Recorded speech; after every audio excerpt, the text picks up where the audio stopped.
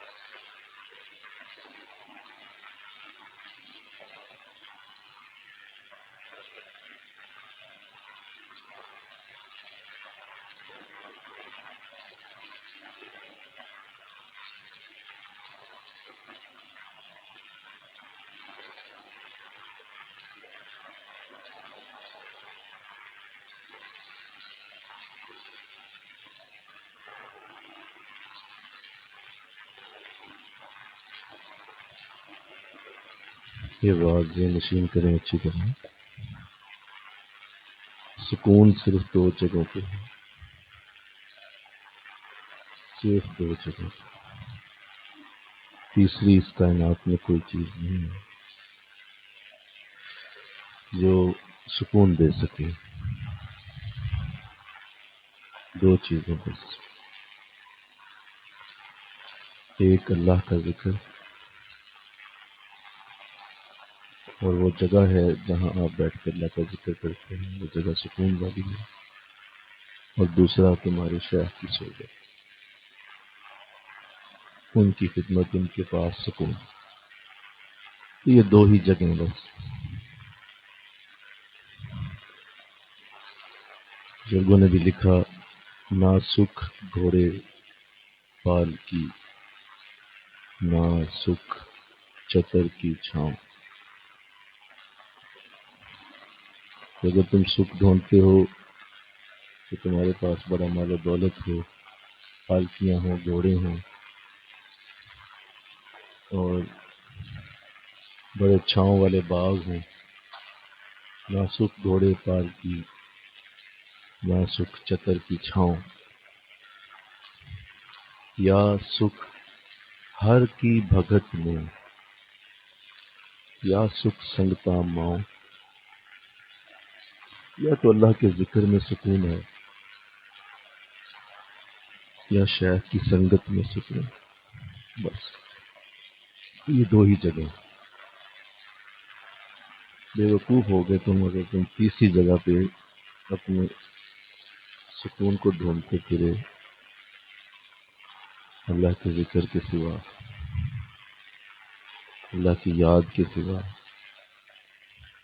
اللہ نے کسی جگہ رکھا ہی نہیں، اللہ بذکر اللہ تطمئن القلوب، خبردار اللہ کے ذکر سے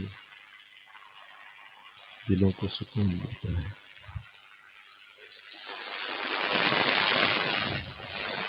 تو جب ایسا ہو جائے کہ روح بے قرار ہو، اندر سے بے قراری کے معاملات ہیں، سمجھ لیں کہ آپ کا باطن ذکر مانگ رہا ہے۔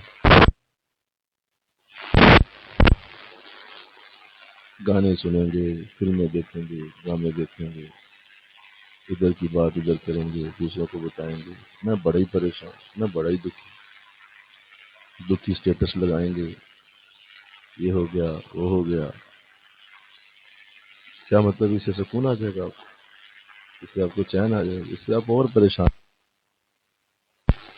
جب تک آپ اپنی روح کو وہ دوائی نہیں دیں گے جس دوائی سے وہ پریشان ہے، اب اسے باقی چیزیں دے رہے ہیں جو اور اسے پریشان کر لیں. ہمیشہ اس بات کو یاد رکھیں، آپ ذاکرین ہیں، آپ عام لوگوں سے علیحدہ ہیں. عام لوگ جائیں قسمہ پھر کہیں جہاں مرضی جا کے بتائیں اپنے دکھ، ہمیں کیا پڑی ہے؟ اگر ہم بھی عام لوگوں جیسے ہی ہوں گے اور اسی طرح کے ہی انداز ہوں گے تو رہنے دیں. پھر یہ مجلسیں کیوں کرتے ہیں آپ؟ جائیں، جا کے اٹھیں، جا کے اپنے کام شام کریں.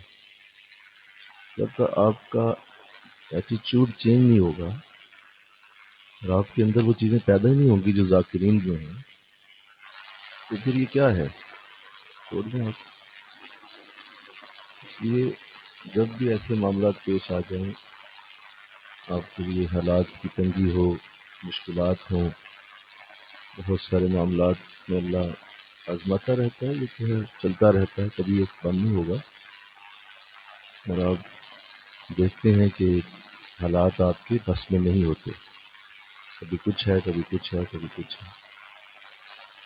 تو آپ نے اس کا علاج اسی طرح کرنا ہوتا ہے کہ آپ نے ذکر کے ساتھ اسے حل کرنا ہے. تو جو آپ لوگوں کو بتا رہے ہیں، وہ جو آپ ادھر کی باتیں کر رہے ہیں، اس سے بہتر تھا کہ آپ اللہ کو بتاتے.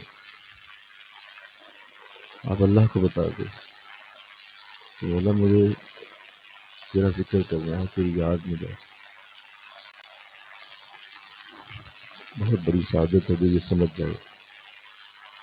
ساری زندگی لوگ اس چھوٹے سے راز کو پا نہیں پاتے ہیں، بڑھاپے آ جاتے ہیں، دادے نانے بن جاتے ہیں، دادیاں نانیاں بن جاتی ہیں. چھوٹی سی بات تو سمجھ آتی ہے کہ ذکر کے سوا حل کوئی نہیں،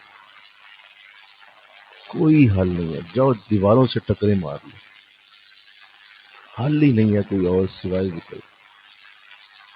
کچھ بھی نہیں ہوگا. آج ہی جان لو یہ راز، انشاءاللہ آج ہی جان لو. ذکر کے سوا کچھ نہیں. بیٹھو ذکر میں ذکر کر لو، ضمانت لے لو ہم سے کہ اندر سے طبیعت خشاش بشاش نہ ہو جائے، طبیعت میں فریشنس نہ آ جائے. نہیں وہ کیسے سکتا اللہ کا نام، تو اس کے سوا بھی کوئی ہے شاید. اس لیے آپ میں اور آپ لوگوں عام لوگوں میں فرق ہونا چاہیے. آپ ذاکرین ہیں، آپ ذاکرین ہیں، آپ ذکر والے لوگ ہیں. دکھ ان پہ بھی آتے ہیں، دکھ آپ پہ بھی آتے ہیں، پریشانیاں ان پہ بھی آتی ہیں، پریشانیاں آپ پہ بھی آتی ہیں. آپ کا ریئیکشن بتائے. حضرت داتا صاحب اپنی کتاب میں لکھتے ہیں کہ میں اپنے حضرت کے پاس بیٹھا ہوا تھا تو میں نے عرض کی، میں نے کہا حضور فلاں شخص نے بہت تنگ کیا ہوا ہے، بہت تکلیف دیتا ہے، بہت مجھے دکھ دیتا ہے. آج تو میں نے ہر صورت جانا ہے اور جا کے میں نے آج معاملہ کر کے آنا ہے. آج تو بالکل ہی جو ہے نا میری بس ہو گئی ہے اور میں نے جا کے لڑنا ہے اس شخص سے، بہت تنگ کرتا ہے مجھے. تو آپ کی حضرت نے فرمایا، آپ نے خود یہ واقعہ اپنی کتاب میں لکھا، آپ کی حضرت نے فرمایا بیٹا جتنی دیر اس سے لڑو گے جا کے اتنی دیر بیٹھ کے اللہ اللہ کر لو. فرمایا حضور اس سے کیا ہوگا؟ فرمایا اس سے یہ ہوگا کہ تم جا کے لڑو گے، تم کچھ سناؤ گے، اس کے منہ میں بھی زبان ہے، وہ بولے گا، پھر تم بولو گے، پھر وہ بھی بولے گا. ظاہر کو آگے سے چپ تو نہیں بیٹھتا.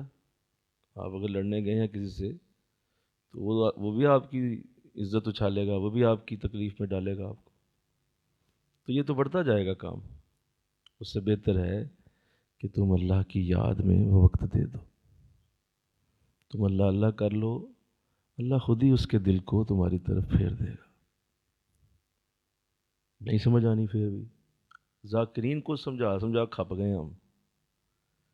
محترم ذاکر صاحب کھپ گئے ہیں کہ بھئی تم تو اپنے آپ کو معاملے کو دیکھو کہ تمہارا تو نہیں نا ایسا معاملہ. عام لوگ لڑیں جا کے. تو اللہ توفیق دے، آپ ذاکرین ہیں، آپ ذکر کے اس رنگ کو جانیں، یہی اصل بات ہے۔ تو اللہ اس کی توفیق دے دے، اس کی توفیق دے دے۔ یہ ذکر کی یہ اصل میں ذکر کے ساتھ فکر ہے، یہ ہے فکر۔ فکر کے بغیر ذکر کیا جائے تو صفر ہے، نری فکر کی جائے تو وہ بھی صفر ہے۔ فکر بڑی ہے، فکر بڑی بھی، فکر بڑی ہے تو ذکر کیوں نہیں کرتے آپ؟ وہ پھر صفر ہو گئے آپ۔ صرف ذکر کر رہے ہیں، فکر نہیں ہے ساتھ، تو بھی صفر ہو گئے آپ۔ اس لیے فکر اور ذکر دونوں کو ملانا ہوگا۔ فکر کیا ہے؟ یہ مجھے عرض کیا کہ میں نے ذکر کرنا ہے بجائے کسی اور مقصد کے۔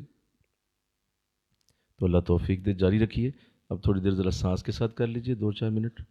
سانس اندر جائے اللہ کہیے، سانس باہر نکلے ہو کہیے، اور ہو کی ضرب سے دل کو پاک کیجیے۔ ہمیشہ اپنے آپ کو ذکر کے لیے آمادہ رکھیں، اور اس کا کوئی نعم البدل نہیں ہے۔ آپ کہیں جی آپ میں فلاں دین کا کام کرتا ہوں، فلاں دین کی خدمت کرتا ہوں، تو مجھے کیا ضرورت ہے ذکر کرنے کی؟ حضرت صاحب کریں ذکر، فلاں جو ہے میں نیک عمل کرتا ہوں، فلاں نیک عمل کرتا ہوں، تو مجھے کیا پڑی، یہ کرتے رہے سارے ذکر؟ نہیں، ایسا نہ سوچو، ذکر کا کوئی نعم البدل نہیں۔ ذکر کرو گے تو کچھ حاصل ہوگا۔ کیجیے، کرتے جائیے۔ یہ ارشد صاحب۔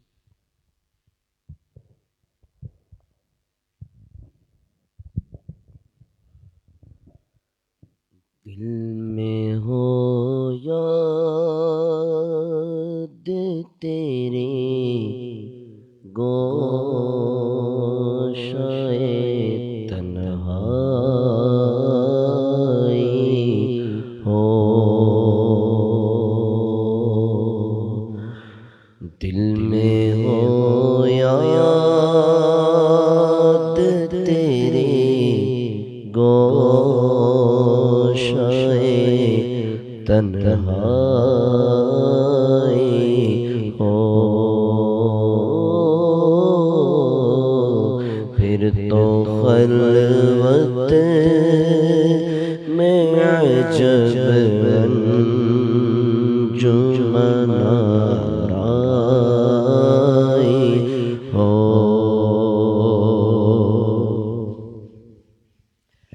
آستانے پہ تیرے سرو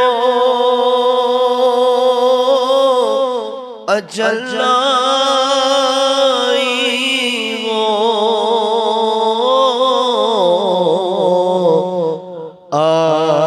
آستانے پہ تیرے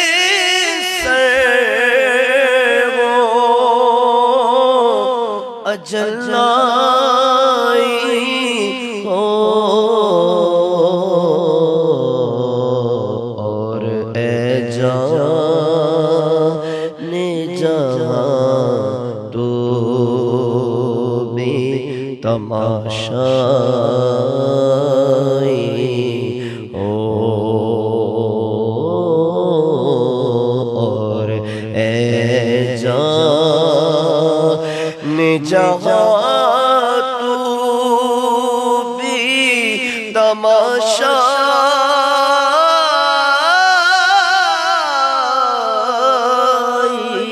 ہو، دل میں ہو یاد، اور آج جو عیب کسی پر نہیں کھلنے دیتے، آج جو عیب کسی پر نہیں کھلنے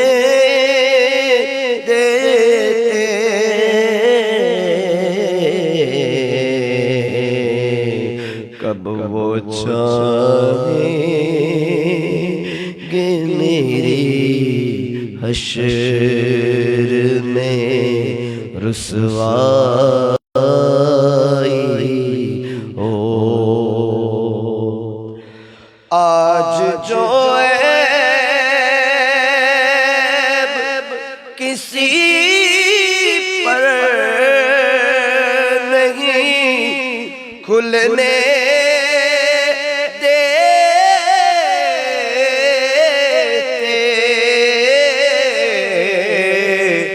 آج جو عیب کسی پر نہیں کھلنے دیتے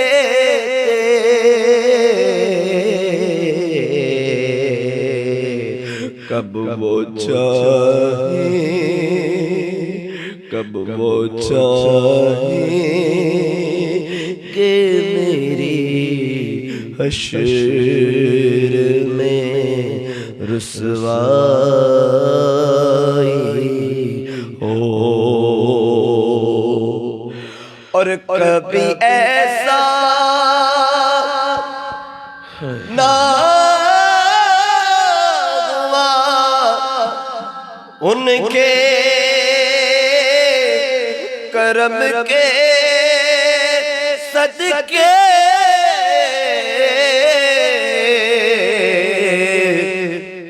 کبھی ایسا نہ ہوا ان کے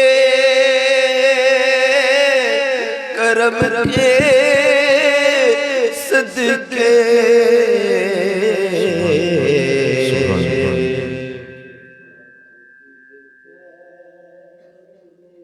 الفاتحہ۔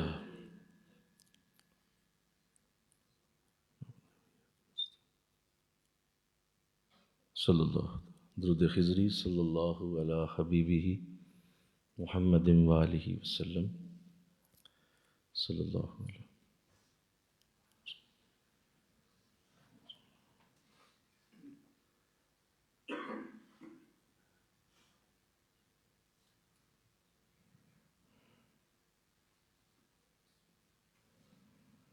وظیفہ حضرت مجدد الف ثانی رحمۃ اللہ علیہ۔ لا حول ولا قوۃ الا باللہ۔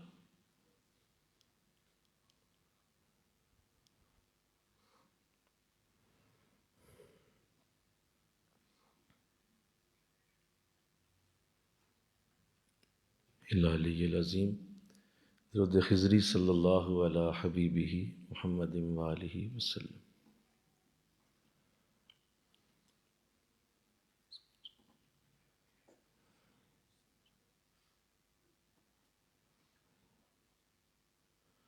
وظیفہ حضور غوث اعظم رحمۃ اللہ علیہ۔ حسبنا اللہ و نعم الوکیل۔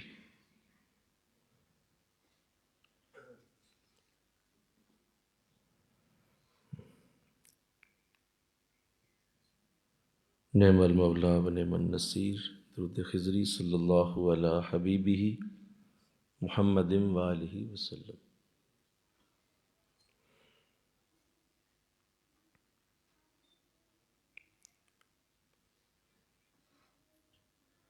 وظیفہ پیر و مرشد دامت برکاتہم یا عظیم و یا عظیم۔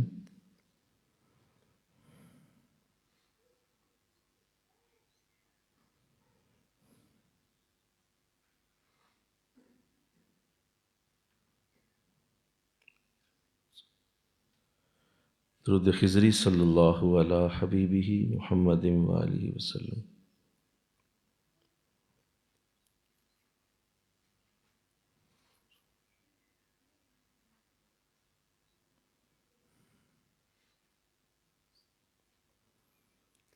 وظیفہ استغفار استغفر اللہ ربی من کل ذنب و اتوب الیہ۔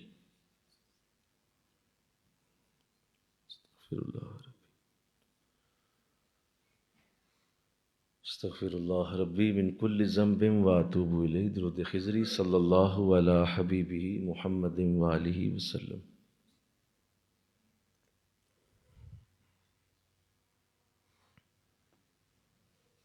الفاتحہ۔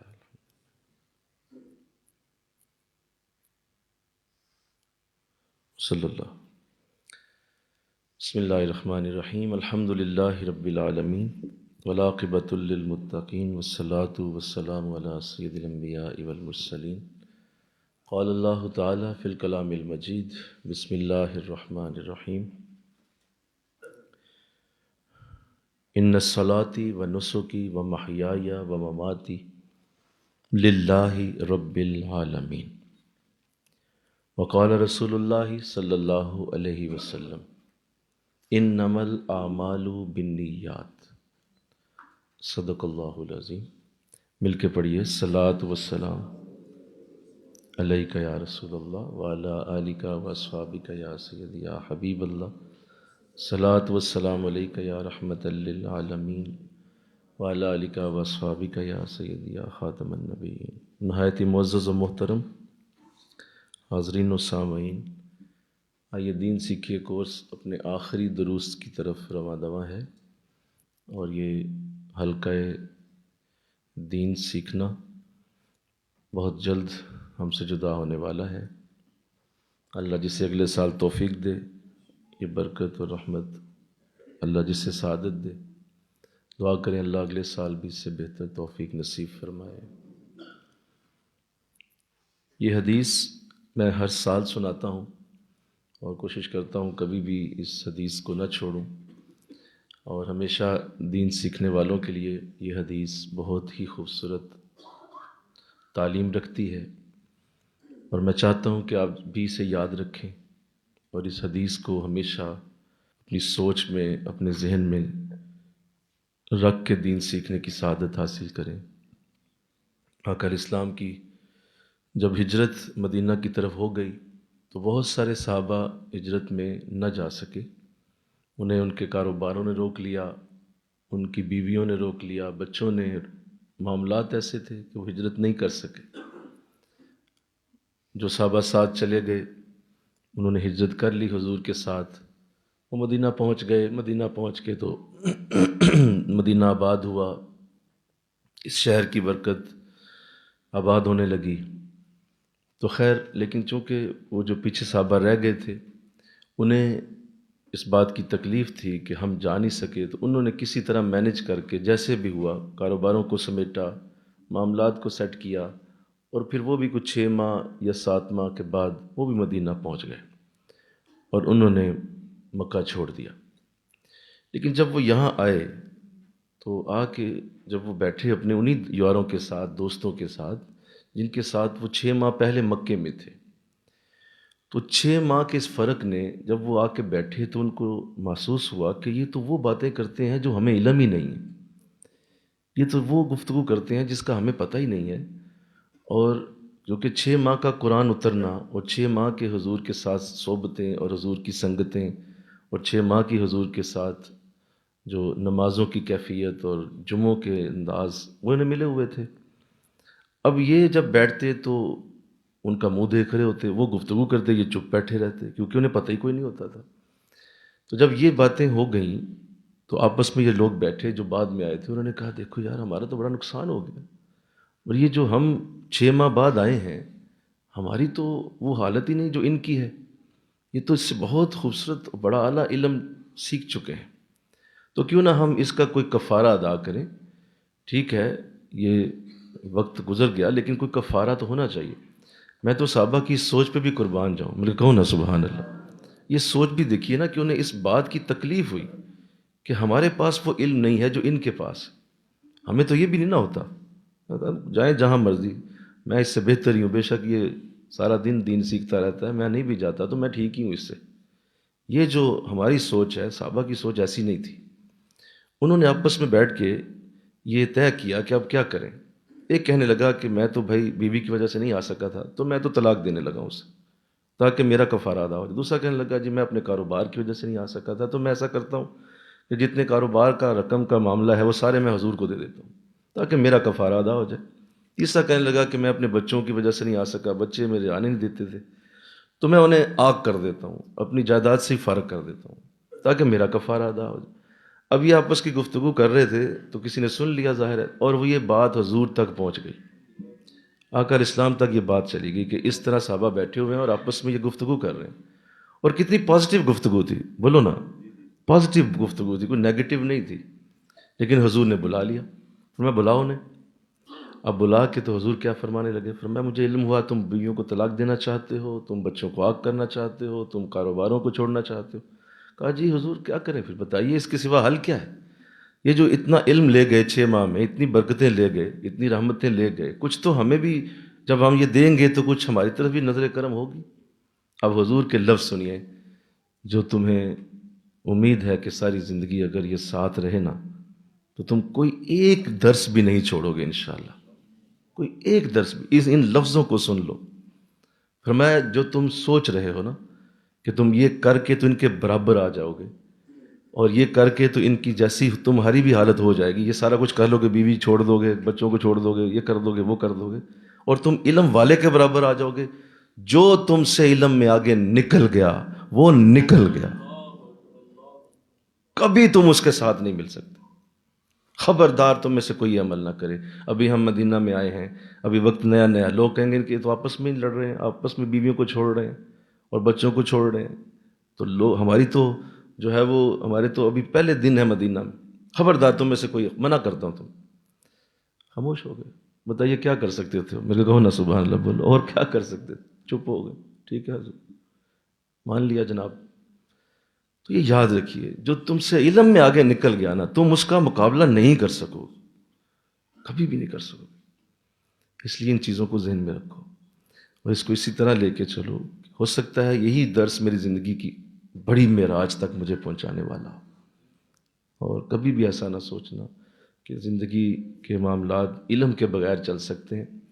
کمال یہ ہے اللہ کا، یہ اللہ کا کمال ہے کہ جو تمہاری زندگی میں معاملہ پیش آنے والا ہوتا ہے نا، آپ اپنے شیخ کے منہ سے اس کا حل سن رہے ہوتے ہیں۔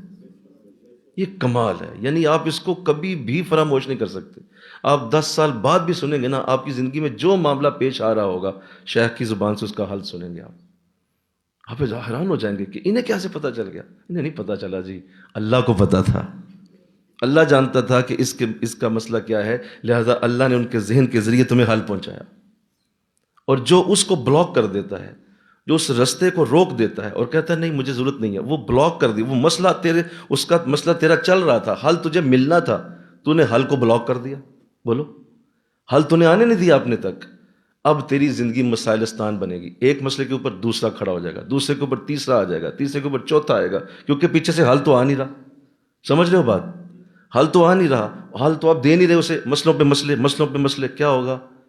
30 سال کی عمر میں 50 سال کے لگنا شروع ہو جاؤ گے، اتنے دکھ سہو گے، اتنے دکھوں کے اندر پڑ جاؤ گے کہ وقت سے پہلے بال سفید ہو جائیں گے۔ کیوں؟ مسائل تو حل ہو نہیں رہے۔ جناب نے کبھی درس بیٹھا نہیں، کوئی لیکچر لیا نہیں، کبھی اللہ والوں کی صحبت میں آیا نہیں، کبھی قرآن کو سنا نہیں۔ بھئی یہ قرآن تمہیں اس لیے دیا گیا، جہاں تمہیں پرابلم آئے گی قرآن تمہارے لیے آ جائے گا، اس کا حل اس کے اندر موجود ہے۔ قرآن نے اپنے لیے لکھا کہ کوئی ایسی خشک اور تر شے نہیں ہے جس کا ذکر قرآن میں نہ ہو۔ تو جب قرآن کہہ رہا ہے کہ میرے اندر ہر خشک اور تر شے کا ذکر ہے، آؤ میں تمہیں بتاؤں، تو یہ معجزہ ہے۔ میرے کہو سبحان اللہ، یہ معجزہ ہے، یہی معجزہ ہے قرآن کا۔ قرآن کا معجزہ، جو یہ معجزہ کہتے ہیں نا کہ یہ بدلا نہیں جا سکتا، اس کے حرف بدلے نہیں جا سکتے، اس کے الفاظ چینج نہیں ہو سکتے، اس کی زیر زبر پیش وہی رہے گی، بھائی یہ قرآن کے چھوٹے چھوٹے معجزے ہیں۔ یہ کوئی یہ اس طرح نہیں، یہ قرآن کا چھوٹا سا اعجاز ہے، بس یہ نارمل سی چیز ہے۔ قرآن اس سے بہت بڑا ہے، یہ اس سے بہت اونچی چیز ہے، یہ بہت بلندیوں پہ۔ اور وہ کیا ہے کہ جو تمہاری زندگی میں مسئلہ آ رہا ہوگا قرآن تمہیں اسی وقت ایڈریس کر دے گا۔ اور کمال یہ ہے کہ اب اس میں سے اس وقت میرے سامنے اباؤٹ کوئی، اگر میں چھوٹے بچوں کو بھی ملاؤں تو اباؤٹ کوئی یہ 100-150 لوگ بیٹھے ہوئے ہیں، اور آپ کی سب کی زندگیوں میں اس وقت علیحدہ علیحدہ مسائل ہیں، میرے علیحدہ ہیں، ان کے علیحدہ ہیں، ان کے علیحدہ ہیں، ان کے علیحدہ ہیں، ہر بندے کے علیحدہ علیحدہ مسائل ہیں۔ اب میں جو باتیں کر رہا ہوں نا، ان باتیں ان 150 لوگوں کے ہر مسئلے کا حل بتا رہی ہیں۔ کمال ہے، میرے کہو نا سبحان اللہ بولو نا بھائی، یہ ہے قرآن کا اصل معجزہ۔ یہ 150 بندے کے حل ایک درس سے کیسے نکل سکتے ہیں؟ مجھے 150 درس علیحدہ دینے چاہیے نا، بولو نا، کہ ہر بندے کا علیحدہ مسئلہ ہے نا، ہر بندے کا علیحدہ دکھ ہے، ہر بندے کی علیحدہ ٹینشن چل رہی ہے، تو بھائی ایک درس سے کیسے حل ہو سکتا ہے؟ نہیں 150 درس دیں آپ، نہیں ایسا نہیں ہوگا۔ ایک درس سے وہ 150 بندوں کے مسائل حل ہو جائیں۔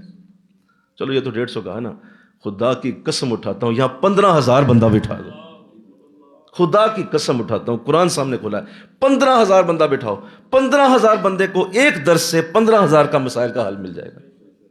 چلو آگے چلتے ہیں، 1.5 بندہ بٹھا دو، قرآن ہے نا، یہ ہے قرآن، یہ معجزہ ہے، یہ عاجز کر دینے والی کتاب۔ اور ایک آیت پڑھی ہے، ابھی میں نے ایک آیت پڑھی ہے، اس ایک آیت نے 1.5 بندے کو اس کے مسئلے کا حل دے دینا، علیحدہ علیحدہ۔ کمال ہے، بتائیے ایک آیت ایسی ہے تو 6,666 کیا ہوں گے؟ جس نے پوری آیتیں پڑھ لی ہوں تو اللہ توفیق دے دے، اس لیے عرض کیا کہ ان چیزوں کو جوان رکھیے۔ آئیے آج جو اخلاص کے حوالے سے گفتگو کی سعادت ملے گی، کیونکہ ہمارے اخلاق حسن چل رہے ہیں، اچھے اخلاق کی گفتگو، تو اس میں بہت بڑا اچھا خلق جو باطنی طور پہ ہے، ظاہری طور پہ میں نے چیزوں کو چھوڑ دیا ہے، اللہ آپ سب کو وہ بھی دے دے، آمین کہہ دو۔ میں زیادہ تر باطنی اخلاق پہ بات کر رہا ہوں، جو اندر کے اخلاق ہوتے ہیں، جو نظر نہیں آتے، لیکن ان کو اللہ اگر دے دے تو انسان کی شخصیت بہت خوبصورت ہو جاتی ہے، بہت پیاری ہو جاتی ہے، بہت اعلیٰ ہو جاتی ہے۔ تو آئیے قرآن میں اللہ نے ارشاد فرمایا، نبی کہو، قل، اے نبی فرما دیجئے، ان صلاتی و نسکی و محیای و مماتی للہ رب العالمین، بے شک میری نماز، میرا روزہ، میری نیکیاں، میری زندگی، میری موت، یہ سب اللہ ہی کے لیے ہے۔ یہ کہہ دو اے نبی، تم کہہ دو کہ یہ سب کچھ اللہ کے لیے ہے، میری زندگی، میری موت، میری نماز، میری نیکی، جو میں کر رہا ہوں، یہ اللہ کے لیے۔ تو اصل میں اللہ اخلاص کی تعلیم دے رہا ہے، اور اخلاص اللہ جسے دے دے، اللہ توفیق دے دے، آمین کہو۔ رمضان کی ان بہاروں میں دعا مانگو آج کہ اللہ ہمیں اخلاص عطا فرمائے، اخلاص سے نیت عطا فرمائے، صاف ستھری نیت عطا کر دے۔ یاد رکھیے کہ جو اعمال ہیں یہ صورتوں کی طرح ہیں، ہمارے جتنے اعمال ہیں یہ شکلوں جیسے ہیں، اور اخلاص ان کے اندر روح جیسا ہے۔ اگر اخلاص موجود نہیں ہے تو اس شکل کا کوئی فائدہ نہیں۔ ایسے ہی اعمال کے اندر جو اصل روح ہے وہ اخلاص ہے، وہ حسن نیت ہے، وہ اچھی سوچ ہے، اور اخلاص کا وجود جو ہے وہ اصل میں پھل ہے، وہ ذائقہ ہے اس فروٹ کا۔ ایک فروٹ ہو، بڑا خوبصورت پھل ہو، لیکن اس کا کوئی ذائقہ ہی نہ ہو، تو بتائیے اس کو کیا کرنا ہے آپ نے؟ ایسے ہی اگر عمل کے اندر اخلاص نہ ہو تو اس کا کیا ذائقہ ہے؟ اس کا کوئی ذائقہ نہیں۔ تو اخلاص کب آتا ہے؟ اخلاص تب آتا ہے جب انسان میں ریا نہ ہو، ریاکاری نہ ہو۔ ریاکاری دکھلاوے کو کہتے ہیں، دوسروں کو دکھانے کے لیے جو عمل کیا جائے، دوسروں کو خوش کرنے کے لیے عمل کیا جائے تو اسے ریاکاری کہتے ہیں۔ تو ریاکاری کو چھوڑ دینا اخلاص کہلاتا ہے۔ جو لوگ اس بات کو سمجھتے ہیں، اس بات کو جانتے ہیں کہ انہوں نے اپنے اعمال کو بہتر کرنا ہے، تو وہ ریاکاری سے ہر صورت بچتے ہیں۔ انہیں اس بات کی کوئی پرواہ نہیں ہوتی کہ لوگ اس عمل کو دیکھ کے کیا کہیں گے۔ وہ یہ نیک عمل جو بھی کر رہے ہیں وہ کسی کو اس کے لیے کوئی ایسا انداز نہیں بنائیں گے کہ کوئی اس کو دیکھ کے خوش ہو، تعریف کرے، ایسا انداز نہیں ہوگا۔ حضور اسلام کی یہ حدیث سن لیجئے کہ آپ نے جو یہ حدیث کا ذکر کیا، اور یہ بڑی بنیادی حدیث ہے، اور یہ بخاری شریف کی پہلی حدیث ہے۔ کون سی ہے جی؟ پہلی حدیث، پہلی حدیث۔ اور اس میں حضرت امام بخاری رحمۃ اللہ علیہ نے جب یہ حدیث کو لکھا ہے تو آپ نے اس کو 6 بار مختلف جگہوں پہ روایت کیا ہے، یعنی مختلف جگہوں پہ 6 مرتبہ اس حدیث کو لکھا گیا ہے، اتنی یہ ضروری حدیث ہے۔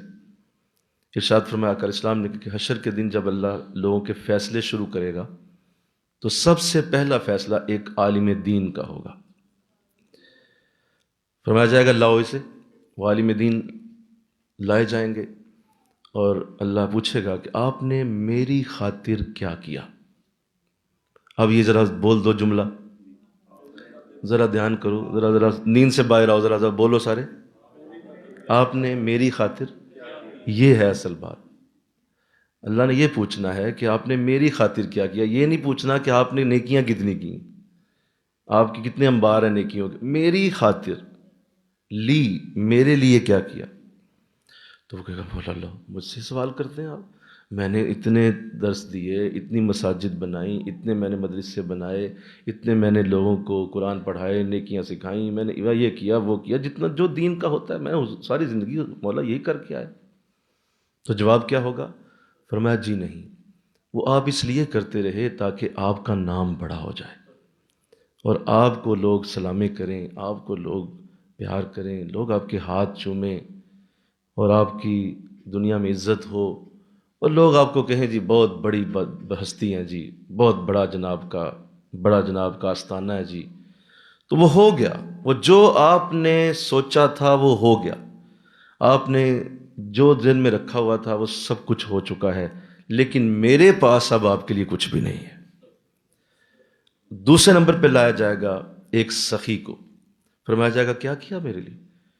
تو اس نے کہا مولا میں تو ساری زندگی لوگوں کو، آپ کی مخلوق کو خوش کرتا رہا، خدمتیں کرتا رہا لوگوں کی، میں نے لوگوں کو کھانے کھلائے، لوگوں کو کپڑے پہنائے، بچیوں کی شادیاں کروائیں، لوگوں کے قرضے ادا کیے، میں نے تو بہت مال خرچ کیا اور اتنا کچھ کیا ہے کہ ساری زندگی سخاوت کر کر کے لوگوں نے تو میرا نام ہی سخی رکھا ہوا تھا۔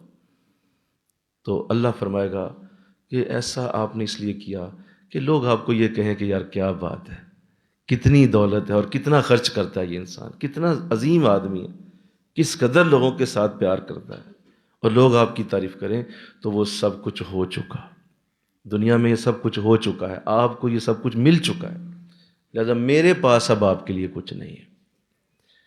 تیسرا لایا جائے گا شہید، کون بولو؟ شہید لایا جائے گا، اس سے پوچھا جائے گا آپ نے میرے لیے کیا کیا؟ وہ حیرانی سے اللہ کی بارگاہ کو دیکھے گا کہ مولا مجھے پوچھ، یہ میرا خون ابھی بھی میرے جسم پہ لگا ہوا ہے، ابھی میرے خون سے، میرے زخم سے خون رس رہا ہے، اور میں آپ دیکھ رہے ہیں کہ میرا جسم اسی طرح ہے، میری لاش جس طرح پڑی تھی ویسے ہی مجھے اٹھا دیا گیا ہے، اور شہید کو ایسے ہی اٹھایا جائے گا حشر کے دن کہ اس کا اسی طرح جسم ہوگا، زخم سے خون نکل رہا ہے۔ بولا مجھے پوچھ، جان دے دی آپ کے لیے، اور کیا دیتا میں آپ کے لیے؟ جان دی؟ کہا نہیں آپ میرے لیے نہیں کر رہے تھے، آپ اس لیے کر رہے تھے کہ آپ کی بیوی کو شہید کی بیوہ کہا جائے، آپ کے بیٹے کو شہید کا بیٹا کہا جائے، آپ کو نشان حیدر ملے، آپ کو اعزاز ملے، لوگ کہیں کہ یہ بھی شہید کا گھر ہے، اس میں شہید رہتا تھا، یہ گلی شہید کی ہے۔ تو سارا کچھ ہو گیا، آپ کی بیوی کو کہہ دیا گیا، آپ کے بیٹوں کو بھی کہہ دیا گیا، یہ سارے معاملات ہو چکے، اب میرے پاس آپ کے لیے کچھ نہیں ہے۔ خدا کی قسم دل کانپتا ہے یہ حدیث سن کے، یہ اتنا نازک مسئلہ ہے کہ اگر شہادت جیسا اتنا بڑا اعزاز بھی ضائع ہو جائے، کہ سخاوت جیسی اتنی بڑی نیکی بھی ضائع ہو جائے، اور ایک عالم دین جو ساری زندگی علم پھیلاتا رہا اس کی نیکیاں بھی ضائع ہو جائیں صرف اس لیے کہ اندر اخلاص نہیں تھا، خلوص نہیں تھا، اندر دھیان اللہ کے لیے نہیں تھا، سوچ میں اللہ نہیں تھا۔ دیکھیے کتنا نازک مسئلہ ہے کہ حضور کی بارگاہ میں ایک حدیث اور سن لیجئے، صحابہ حاضر تھے، ایک صحابی نے سوال کر دیا، دھیان کیجئے، سوال یہ کیا کہ حضور یہ بتائیے کہ اگر ایک شخص حج کرے اور حج کرے تو اس کے ساتھ وہ یہ بھی نیت کر لے کہ حج کروں گا تو ساتھ میں جو ہے وہ کوئی اپنے گھر کے لیے کچھ چیزیں خرید لوں گا، یا میں جاؤں گا حج کرنے تو فلاں شخص سے مل لوں گا، اس سے کوئی کاروباری ڈیل ہو جائے گی، وہ بھی وہیں رہتا ہے تو میرا بھی کاروبار وہی ہے، تو چلو حج تو ہو ہی جائے گا، ساتھ میں یہ عمل بھی اس کے ساتھ کر لوں گا، چلو وہ بھی وہیں رہتا ہے، میرے کاروبار کی ڈیل ہو جائے گی۔ یا سونا بڑا سستا ہے تو وہاں جاؤں گا تو حضور سونا لے آؤں گا، وہاں سونا ذرا آسانی سے مل جاتا ہے تو میرے لیے مشکل نہیں ہوگی، آسانی ہو جائے گی۔ تو حضور یہ جو ایک نیت ساتھ شامل ہوئی ہے، تو حضور کیا اب اس معاملے میں حج کا اور ساتھ یہ نیت؟ تو حضور فرمانے لگے صحابی سن لو، اسے اس عمل کا کوئی فائدہ نہیں ہوگا۔ اچھا حدیث آگے بھی ہے، اس نے رک کے کہا، اس نے کہا حضور میں شاید سمجھا نہیں سکا آپ کو، حج وہ صحیح کر کے آیا ہے، حج درست کر کے آیا، حج میں اس نے کوئی کمی نہیں چھوڑی اور بہترین حج کیا ہے، لیکن ساتھ ایک نیت یہ تھی کہ ایسا کر لیتا ہوں، ساتھ یہ بھی کر لیتا ہوں۔ حضور نے پھر فرمایا صحابی اس سے اس عمل کا کوئی فائدہ نہیں ہوگا۔ اس نے پھر کہا، اس نے کہا حضور میں شاید ابھی بھی سمجھا نہیں سکا، بات نہیں صحیح کر سکا، میں دوبارہ بتاتا ہوں۔ اس نے پہلے رکن سے آخری رکن تک حج صحیح ادا کیا ہے، اس نے حج کی نیت صحیح کی ہوئی تھی، اس میں اس کی کوئی ریاکاری نہیں تھی، نہ اس نے کسی کو دکھانے کے لیے کیا ہے۔ ہاں ایک عمل ساتھ اور جوڑ دیا حج کے، فرمایا تیسری بار صحابی سن لو، اس سے اس عمل کا کوئی فائدہ نہیں ہوگا۔ 3 بار، کتنی بول دو؟ ایک اچھی نیت کوئی اور ڈال دی. کیوں ڈالی آپ نے؟ اس لیے کہ اللہ اس قدر غیرت والا ہے کہ وہ اپنے سامنے کوئی ملاوٹ والا عمل پسند نہیں کرتا. جس میں آپ نے ملاوٹ ڈال دی، کوئی اور شے اندر ڈالی، کیوں ڈالی آپ نے؟ یہ صرف اللہ کے لیے ہونا چاہیے تھا. اسے سیکھو انشاءاللہ. بولو نا ذرا، انشاءاللہ کہو. اسے سیکھو. ایک بزرگ نے بڑی اچھی بات کہی، سنیے. اس کے مرید نے کہا حضور بتائیے اخلاص کیسے سیکھا جا سکتا ہے؟ انہوں نے کہا تم نے کبھی بکریوں کے درمیان چرواہے کو نماز پڑھتے دیکھا ہے؟ تو کہا جی ایک دفعہ ایسا ذکر ہوا، اس معاملہ بنا ہے کہ چرواہا ہے اور وہ بکریوں کے درمیان نماز پڑھ رہا ہے. تو کہا جس طرح چرواہے کو بکریوں سے کوئی امید نہیں کہ وہ اس کی تعریف کریں گے، ایسے ہی تمہیں انسانوں سے جب تک نہ ہو جائے تم اخلاص والے نہیں بن سکتے. اب چرواہا وہاں نماز پڑھ رہا ہے، کیا اسے امید ہے کہ بکریاں تعریف کریں گی؟ بکریاں تک ایسے تعریف کریں گی؟ وہ نماز پڑھ سے پتہ ہے بکریاں ہیں، انہوں نے کیا مجھے دیکھنا ہے، کیا انہوں نے تعریف کرنی. لہذا اس طرح وہ عبادت کر رہا ہے کہ اسے بالکل بکریوں کی پرواہ نہیں ہے. ایسے ہی جب تک تم انسانوں میں نہ ہو جاؤ کہ تمہارا ہر عمل اس طرح ہو جائے، کسی عمل کا انسانوں سے کوئی توقع والا معاملہ نہ ہو. دیکھیں میں تو جناب فلاں جگہ گیا ہوا تھا تو پھر بھی مجھے یہ کہہ دیا اس نے. او بھائی کسی انسان کے ساتھ تم نے توقع لگا لی تو یہ اللہ کے لیے تو نہ ہوا. اور فرمایا بچے سے اخلاص سیکھو. فرمایا حضور وہ کیسے؟ فرمایا وہ ایسے کہ بچہ جب روتا ہے نا، چھوٹا معصوم بچہ، 1-2 سال بچہ کی عمر ہو تو جب رو رہا ہوتا ہے اسے کوئی پرواہ نہیں، دادا دیکھ رہا ہے، نانی دیکھ رہی ہے، بھائی دیکھ رہا ہے، بہن دیکھ رہی ہے، وہ ماں کو رلا کے منا ہی لیتا ہے. اسے نہیں پرواہ ہوتی دیکھ کون رہا ہے، کیوں؟ بچہ ہے نا، اسے پتہ ہی نہیں ہے. ایسے جب تم بھی اللہ کے سامنے رو تو کسی کی پرواہ نہ کرو کہ کون دیکھ رہا ہے، کون ساتھ بیٹھا ہے، کون آگے بیٹھا ہے، کون پیچھے بیٹھا ہے. آپ رو رہے ہیں، اوہو لوگ کیا کہیں گے میں رو رہا ہوں، تو پھر اخلاص کہاں گیا؟ آپ تو اللہ کے لیے رونے تھے نا، آپ نے تو اللہ کے سامنے رونا تھا. یہ لوگوں کے لیے آپ نے چھوڑ کیوں دیا؟ ہم اس لیے بہت سارے نیک اعمال صحیح نہیں کر پاتے کہ ہمارے نزدیک لوگ بیٹھے ہوتے ہیں، لہذا ہم لوگوں کو اوہو کیا سوچے گا. بھئی کیا سوچے گا مطلب؟ اس نے اپنی قبر میں جانا ہے، آپ نے اپنی قبر میں جانا ہے، آپ اپنا نیک عمل تو ٹھیک کریں. بے شمار لوگ اس وجہ سے نیکی کی اعلیٰ بلندیوں پہ نہیں جا پاتے کہ لوگوں کو دیکھ کے اس عمل کو چھوڑ دیتے. تو اللہ سے معاف فرما دے، آمین کہہ دو. اخلاص ایسا نہیں ہوتا جی، اخلاص اس طرح نہیں ہوتا. آقا اسلام نے حضرت جبریل علیہ السلام سے پوچھا، سنیے، جبریل علیہ السلام سے پوچھا جبریل اخلاص کیا ہے؟ یہ حدیث سنیے. تو جبریل نے فرمایا حضور میں اللہ سے پوچھ کے نہ ہوں ذرا. چلے گئے اللہ سے عرض کی، مولا تیرا نبی پوچھتا ہے اخلاص کیا ہے. تو جواب آیا کہ جاؤ میرے نبی کو بتا دو کہ یہ ایک میری طرف سے دیا گیا تحفہ ہے، میں اس بندے کے دل میں ڈال دیتا ہوں جو مجھے پسند آ جاتا ہے. میں اس بندے کے دل میں ڈال دیتا ہوں یہ تحفہ جو مجھے پسند آ جاتا ہے، اور میں کسی کو اخلاص نہیں دیتا. یہ اخلاص میری طرف سے دیا گیا بہت بڑا تحفہ. تو اللہ مجھے آپ کو دے دے، آمین کہو، آمین کہو، اللہ توفیق دے دے. حضرت موسیٰ علیہ السلام کی اللہ نے تعریف کی ہے قرآن میں، ایک ذکر آیا حضرت موسیٰ علیہ السلام کا، اور خاص طور پہ اللہ نے حضرت موسیٰ علیہ السلام کی تعریف میں یہ لفظ ارشاد فرمائے کہ میرا موسیٰ اخلاص والا تھا. باقاعدہ اخلاص کا لفظ استعمال کیا کہ مجھے وہ بڑا پسند تھا، بڑا پسند تھا کہ وہ اخلاص والا تھا. اللہ. حضرت مجدد الفسانی رحمۃ اللہ علیہ نے اس کی جو تعریف فرمائی ہے میں اس پہ توجہ چاہتا ہوں. آپ فرماتے ہیں دین کے 3 درجے ہیں. کتنے ہیں جی؟ دین کے 3 درجے ہیں. ایک علم ہے، ایک عمل ہے، اور تیسرا اخلاص ہے. فرمایا علم اور عمل تمہیں علماء سے مل جائے گا، علم بھی مل جائے گا، عمل بھی مل جائے گا. علماء کے پاس بیٹھو گے، وہ تمہیں قال قال رسول اللہ سنائیں گے، وہ تمہیں بتائیں گے اللہ نے کیا فرمایا قرآن میں، وہ علم تمہیں دے دیں گے، تمہیں علم وہاں سے آ جائے گا. اور ان کو دیکھو گے عمل کرتے ہوئے، ظاہر ہے وہ عمل کر رہے ہوں گے، جو بھی ان کے اچھے اعمال ہیں وہ تم دیکھو گے، تو اللہ تمہیں عمل کی توفیق بھی دے دے گا.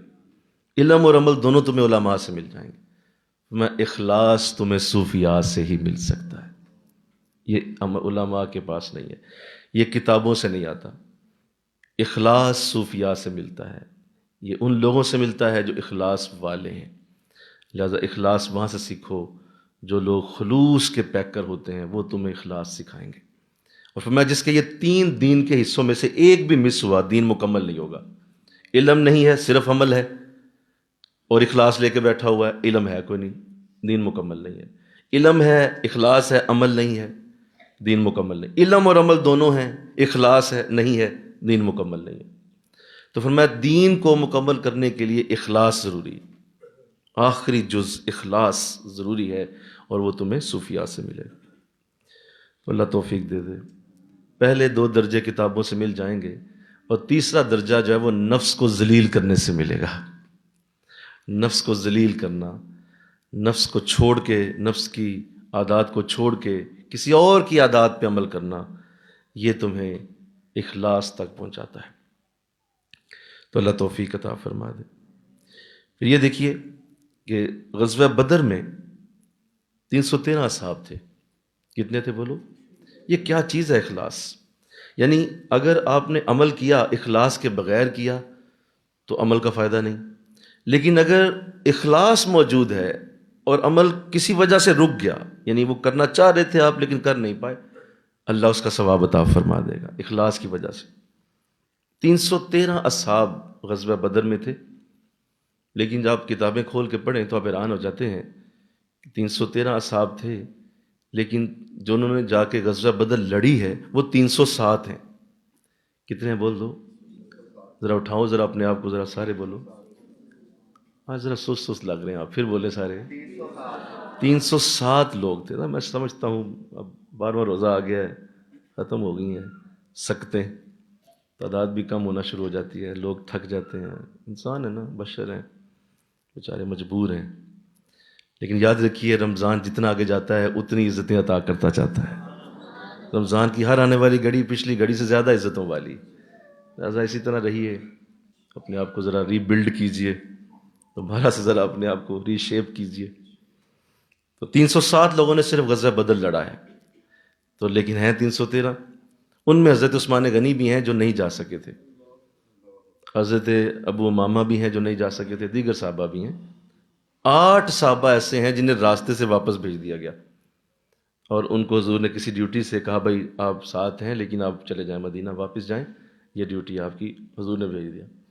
لیکن جب غزوہ بدر کا مال غنیمت بٹا ہے تو وہ 313 میں بٹا ہے، تو وہ 8 لوگوں نے تو لڑی نہیں ہے، لیکن چونکہ اخلاص تھا اندر، دل میں یہ نیت تھی کہ میں لڑوں گا، تو حضور نے ان کا نام بھی 313 میں شامل فرما دیا۔ لہذا 313 میں وہ لوگ بھی شامل ہیں جنہوں نے بدر لڑی نہیں ہے۔ میرے کہو سبحان اللہ۔ تو اس عظیم سعادت کو اللہ عطا فرمائے، برکت کو اللہ دے دے اللہ۔ پھر اللہ نے قرآن میں اس کا ذکر بھی فرمایا جب تم قربانی کرتے ہو تو اللہ کو نہ تمہارا قربانی کا گوشت پہنچتا ہے، نہ تمہارا قربانی کا خون پہنچتا ہے، نہ تمہارے قربانی کے جانور کی کھال پہنچتی ہے۔ ظاہر جب قربانی کرتے ہو تو گوشت آپ نے کھا لیا، ہڈیاں جو ہیں وہ کوڑے کے ڈھیر پہ پھینک دیں، خون نالی میں بہہ گیا، اور کھال جو ہے وہ مدرسے والے لے گئے۔ اللہ کو کیا گیا بھئی قربانی آپ نے کی ہے، ان ساری چیزوں میں اللہ کے پاس کیا پہنچا ہے؟ جس کے لیے قربانی کر رہے ہو وہ تو سب کچھ تم لے گئے ہو، تو اللہ کے پاس کیا؟ اللہ نے قرآن میں فرمایا ہاں مجھے تمہارا تقوی پہنچ گیا، وہ تمہارے دل میں جو میرے لیے پیار تھا، جو میرے لیے محبت تھی، تمہارے دل میں جو میرے لیے چاہت تھی، مجھے وہ ملا ہے، وہ میرے تک آ گیا ہے۔ صاحب اے میرے بندے تو مطمئن رہ، باقی چیزیں تو استعمال کر، کھا پی، اپنی چیزوں کو جہاں مرضی رکھ، جس طرح چاہے رکھ، لیکن اس کے اندر جو چھری پھیرتے ہوئے تقوی تھا وہ مجھ تک پہنچ چکا ہے۔ تو ہمارا دھیان اس پہ ہونا چاہیے۔ پھر حضور کی حدیث بھی موجود ہے، اللہ نہ تمہارے چہروں کو دیکھتا ہے، یہ وہی پیاری حدیث ہے، اس کو یاد رکھو۔ اللہ نہ تمہارے چہروں کو دیکھتا ہے، نہ تمہاری جیبوں کو دیکھتا ہے، نہ اس کے اندر مال کو دیکھتا ہے، بلکہ وہ تمہارے دلوں کو دیکھتا ہے، اور دلوں کے اندر نیت کو دیکھتا ہے۔ کس نیت سے یہ عمل ہو رہا ہے، اس کے پیچھے وجہ کیا ہے، معاملہ کیا ہے۔ بڑی طویل حدیث ہے، اور جو حضرت امام غزالی نے لکھی، میں صرف اس کے آخری حصے پہ آ جاتا ہوں کیونکہ موضوع کے طوالت میں وہ مشکل ہوگی۔ بڑی لمبی حدیث ہے کہ جب بھی کوئی شخص کوئی بھی عمل کرتا ہے، ایون وہ ہلکا سا سبحان اللہ بھی کہتا ہے، لیکن کہو سبحان اللہ، آپ نے دیکھے کہا نا یہ لفظ بھی کہتا ہے تو یہ بھی ایک نیکی ہے۔ اب اس لفظ کو، اس نیکی کو فرشتے لیتے ہیں پہلے آسمان سے، دوسرے تیسرے چوتھے سے گزرتے ہوئے، وہ ساری شرطیں طے ہو جاتی ہیں، وہ لمبی حدیث، آخری جو عرش ہے وہاں تک یہ عمل سبحان اللہ کا پہنچ گیا۔ اور جب یہ عمل پہنچتا ہے تو اللہ کی بارگاہ میں سوال ہوتا ہے کہ میرے فرشتوں یہ کیا لائے ہو؟ کہا جاتا ہے میرے مولا یہ تیرا اس بندے کا عمل ہے جس نے زمین پہ یہ نیکی کی ہے، ہم تیری بارگاہ میں لے کے آئے۔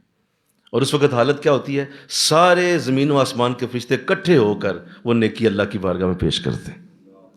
یعنی اتنا اس کا اعزاز ہوتا ہے، اتنی وہ خوبصورت نیکی ہوتی ہے کہ سارے فرشتے دے رہے ہیں اللہ کو۔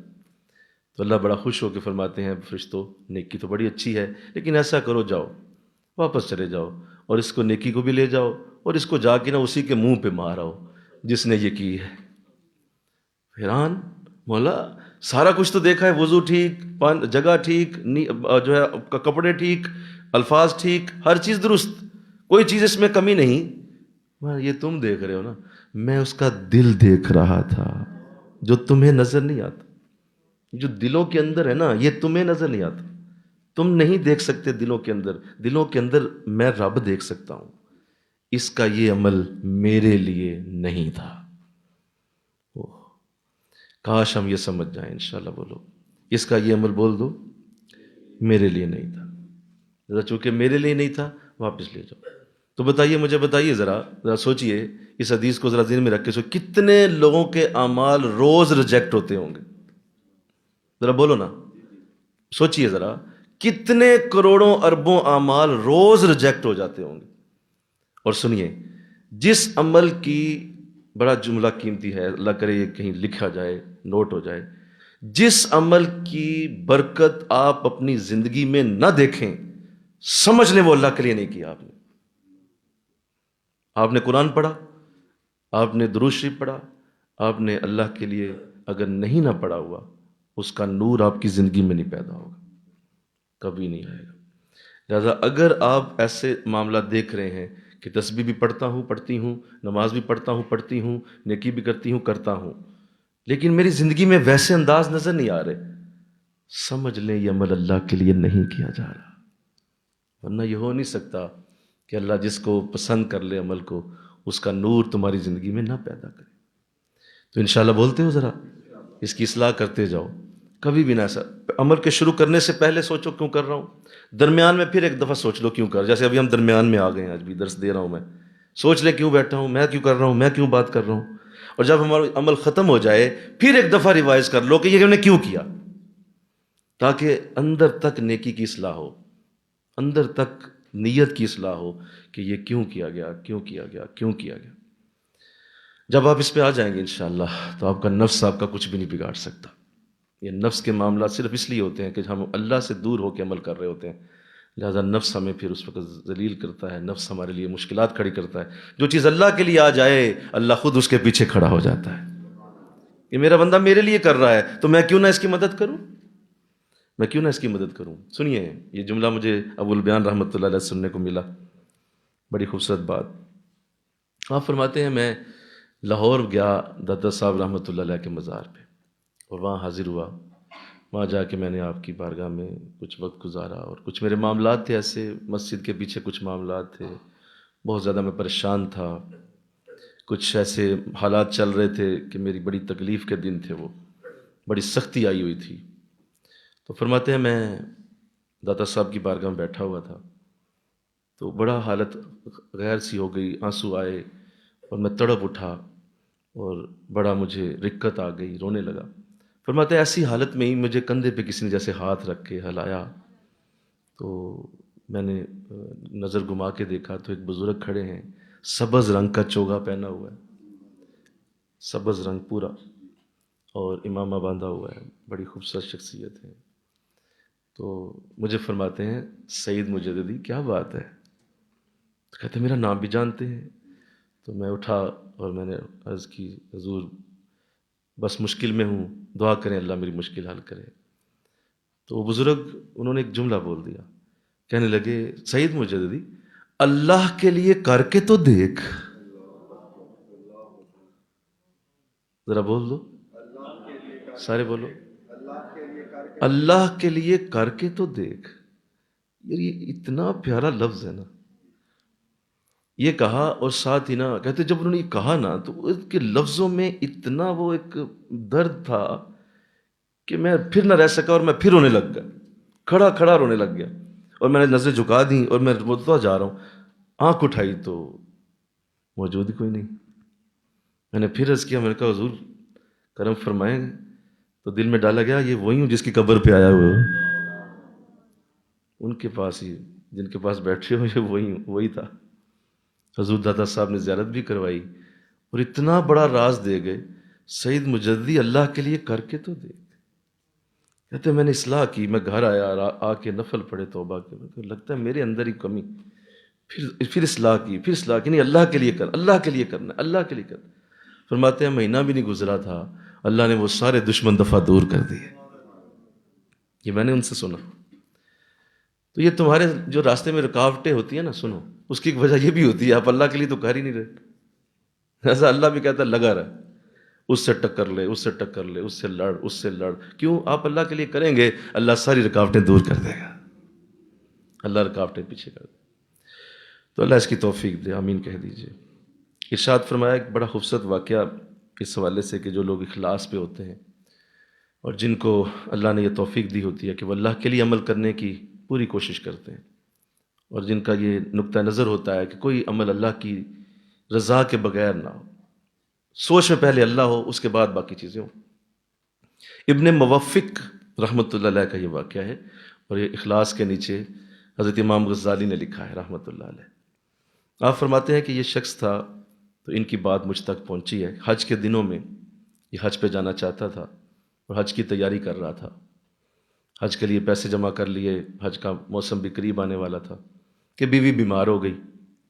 کہنے لگی کہ مجھے گوشت کھانا ہے, میرا جی چاہ رہا ہے کہ گوشت مجھے اس وقت حالت ایسی ہے لا کے دو. اب رات کا وہ کہتے ہیں رات کافی بیت چکی تھی. میں نے کہا کہ صبح لاؤں گا, اس وقت کہاں سے گوشت لاؤں, لیکن وہ اڑ گئی.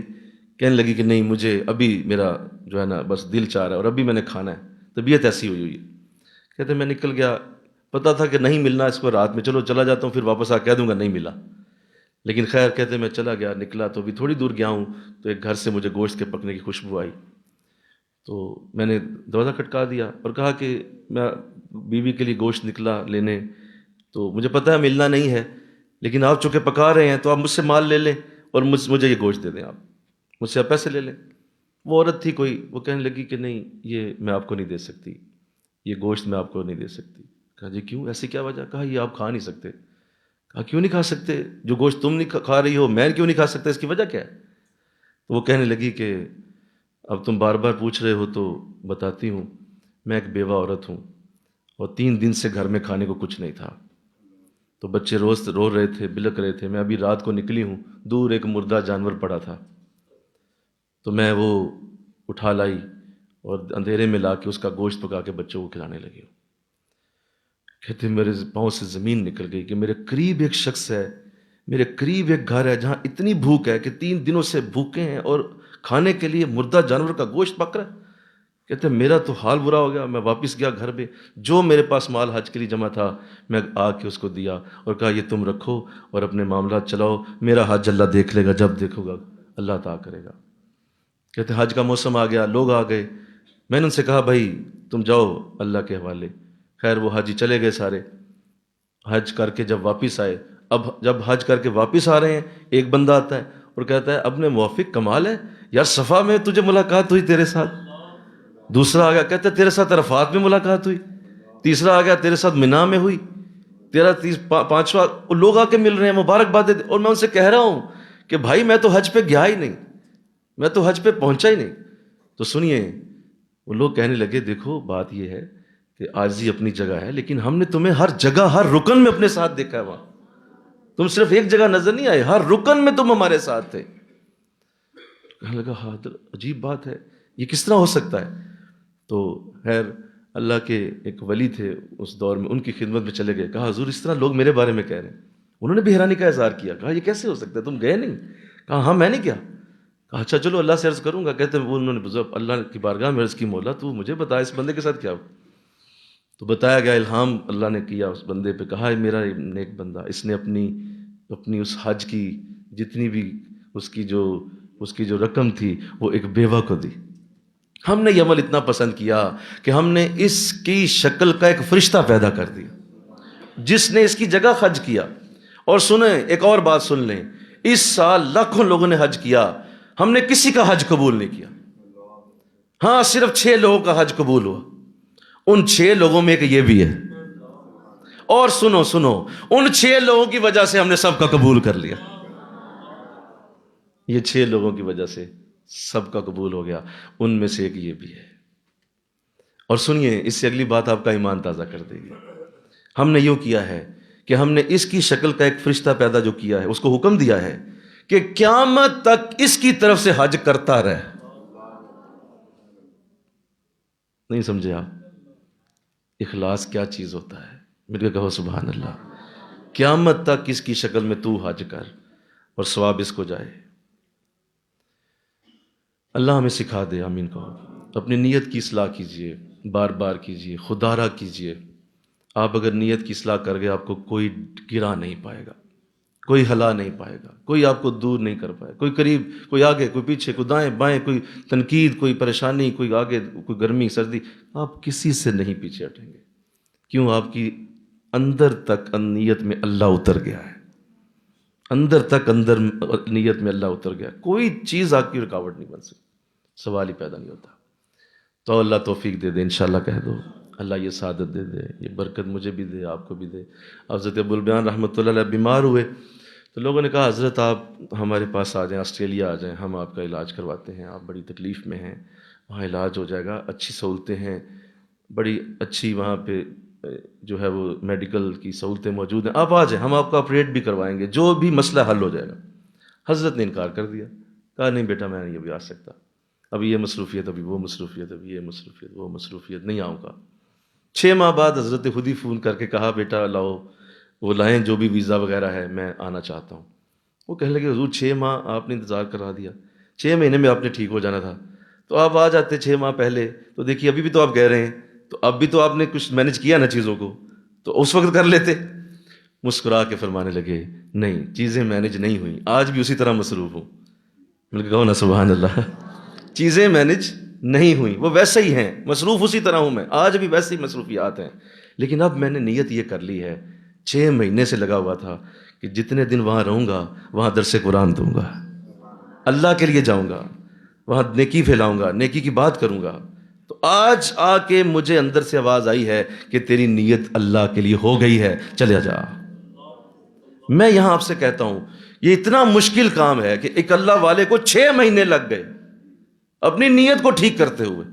میں اور آپ ایک درس سے نہیں کر سکتے، ایک درس سے یہ نہیں ہونے والا، اس کے لیے محنت 6 مہینے کی لگی ایک اللہ اس بزرگ کو جو بہت بڑے درجے پہ فائز ہے، جس کے لیے ہم نے ولی العالمین کا لقب سنا ہوا ہے، عالمین کا ولی، اس کو 6 ماہ لگے اپنی نیت کو ٹھیک کرتے ہوئے، تو ہمیں تو 600 سال لگ جائے گا۔ استغفر اللہ، بولو نا، ہم تو 600 سال بعد شاید نیت ٹھیک ہو جائے۔ یہ بڑا مسئلہ ہے اس نیت کو ٹھیک کرنا۔ تو اگر اسلام کی آخری حدیث میں بات ختم کرتا ہوں، حضور اسلام نے ارشاد فرمایا ایک چھوٹا سا ریا بھی اگر تمہارے عمل میں آ گیا، چھوٹا سا ریا، ہلکا سا تمہارے عمل میں آ گیا تو اللہ اسے رد فرما دیتا ہے، اس عمل کو اللہ چھوڑ دے گا، تمہارے نام اعمال میں وہ نہیں لکھا ہوگا جس میں ریا آیا لوگوں کے لیے۔ ہم تو زندہ ہی لوگوں کے لیے ہوتے ہیں، استغفر اللہ، بولو نا بھائی، جی ہم تو سارا دن لوگوں کی نوکری کرتے ہیں۔ اب میں ذکر میں بھی یہی بات کر رہا تھا، ہم پریشان ہیں تو لوگوں کو بتائیں گے، ہم خوش ہیں تو لوگوں کو بتائیں گے، ہم بڑے اچھے ہیں تو لوگوں کو بتائیں گے، ہم بڑے خوبصورت ہیں تو لوگوں کو بتائیں گے، ہم نے اچھی چیز پہنی ہے لوگ دیکھیں، ہم نے اچھی چیز بولی ہے تو لوگ سنیں۔ بولو نا بھائی، نہیں سمجھ رہے ہو؟ ہماری تو زندگی چلتی ہی لوگوں کے اوپر ہے، ہم اپنے لیے جیتے کس دن ہیں؟ مجھے بتائیں، وہ دن تو دکھائیں جس میں ہم اپنے لیے جیتے ہوں۔ ہم تو لوگوں کے لیے جیتے ہیں، یہ کر لیں تو وہ کر لیں گے، یہ کروں گا تو وہ لوگ کہہ دیں گے، یہ کریں گا تو وہ یہاں شادی نہیں کرنی، یہاں بیاہ نہیں کرنا، لوگ کیا کہیں گے، ادھر جاؤں گا تو لوگ کیا کہیں گے، یہ کروں گا تو لوگ کیا کہیں گے۔ آپ نے تو ساری زندگی لوگوں کی نوکری کر دی، اپنی زندگی جیے کب ہیں آپ؟ تو اس سے باہر آ جاؤ انشاءاللہ، بولو نا ذرا، اس سے باہر آ جاؤ، چھوڑ دو، اپنی زندگی کو خود جینا سیکھو، اپنی زندگی کو خود ایمفیسائز کرو، اس کے اوپر کھڑے ہو جاؤ، میری زندگی میں اس کو دیکھوں، اپنے معاملات کو خود دیکھوں، اور میرے رب کے ساتھ میرا معاملہ کیسا ہے میں اس کو دیکھوں، تو انشاءاللہ لوگ بھی راضی ہو ہی جائیں گے انشاءاللہ۔ اور اگر نہیں ہوگے نا تو پھر لوگ راضی نہیں ہونے والے جی، مرنے سے پہلے بھی آخری جملہ یہی ہوگا، کاش لوگ راضی ہو جاتے، کوئی راضی نہیں ہوگا۔ نہ ان کو راضی کرو، نہ ان کو راضی کرنے کے لیے کوئی عمل کرو، ہمیشہ اللہ کی طرف دیکھو، ہمیشہ اللہ کی رضا کے لیے چلو، ہمیشہ اللہ کی رضا کے اوپر رہو، اور اپنے رب کو راضی کرنے کے لیے مر جاؤ، میرا رب مجھ سے راضی رہے، رب راضی رہے، بس ہو۔ اور آپ نے جب یہ حدیث سنی ہو تو شاید اس کے لیے بھی اللہ دل میں ڈال دے کہ جب کوئی بندہ اللہ کو راضی کرنے میں لگ جاتا ہے، اللہ مخلوق کو اسے راضی کرنے میں لگا دیتا ہے۔ یہ قیمتی ترین جملہ ہے حضور کا، جو اللہ کو راضی کرنے میں لگ گیا، مخلوق اس کو خوش کر رہی ہوتی ہے، بھائی تو راضی ہو جا، بھائی تو راضی ہو جا۔ تو آؤ اللہ ہمیں اس کی توفیق دے دے، اللہ ہمیں نیت میں اخلاص کی برکت عطا کر دے، اور بڑے اچھے اعمال پوری زندگی آپ کریں گے۔ آپ ابھی تک ماشاءاللہ آدھا رمضان ہونے والا، آپ نیک اعمال میں لگے ہوئے ہیں، بس اپنی زندگی کو اب اس اصول پہ کھڑا کر دیں انشاءاللہ۔ اللہ مجھے آپ کو توفیق دے۔ وما علینا الا البلاغ المبین، آمین۔